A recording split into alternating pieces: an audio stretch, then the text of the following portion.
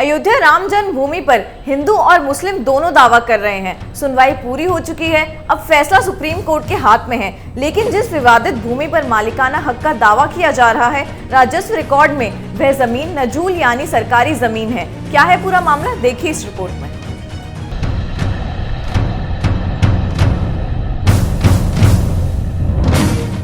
नजूल की जमीन अगर किसी को अलॉट नहीं की गई या उसका कोई भी उपयोग का लाइसेंस नहीं दिया गया तो वह जमीन सरकार की होती है। ऐसी जमीन की मालिक सरकार होती है। उस जमीन का कोई कब्जेदार हो सकता है, कब्जे के प्रकार अलग अलग हो सकते हैं, लेकिन मालिक नहीं हो सकता। अगर दोनों में से कोई भी पक्ष जमीन पर मालिकाना हक साबित नहीं कर पाता तो कोर्ट कह सकता है कि वह जमीन सरकार की है और सरकार जो चाहे कर सकती है। लेकिन ये मुकदमा इतना सामान्य नहीं है। यह मामला आस्था और देश की अस्मिता से जुड़ा है।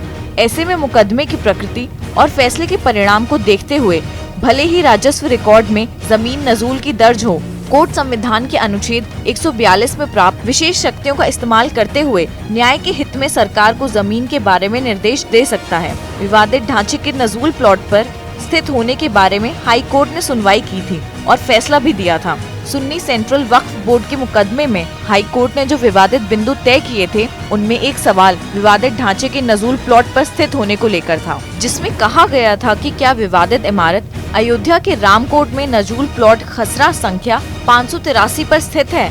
अगर ऐसा है तो उसका क्या प्रभाव होगा। इस पर तीनों जजों के विचार अलग थे। जस्टिस एसयू खान ने कहा था कि वहां स्थित इमारत 6 दिसंबर 1992 को ढा दी गई, इसलिए वह संपत्ति किस प्लॉट पर थी यह चिन्हित करने या सवाल का जवाब देने की जरूरत नहीं रही।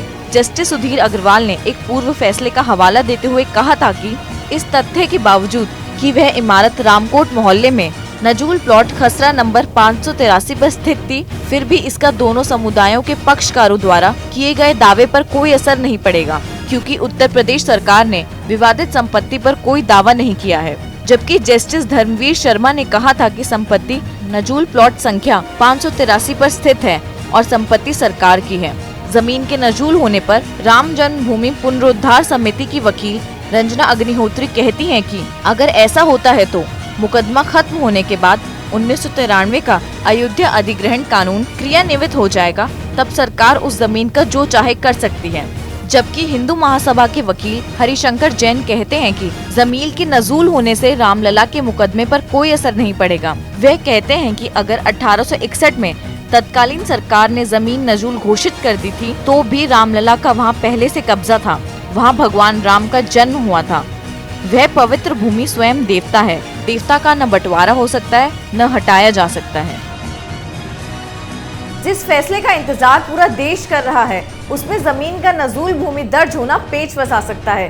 अब फैसला सुप्रीम कोर्ट को करना है कि वह किसे मालिक मानता है और किसे नहीं।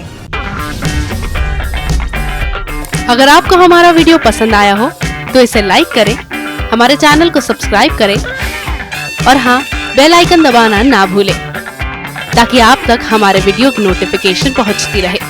आप अपना सुझाव हमें कमेंट बॉक्स में दे सकते हैं। हमारे साथ जुड़ने के लिए शुक्रिया।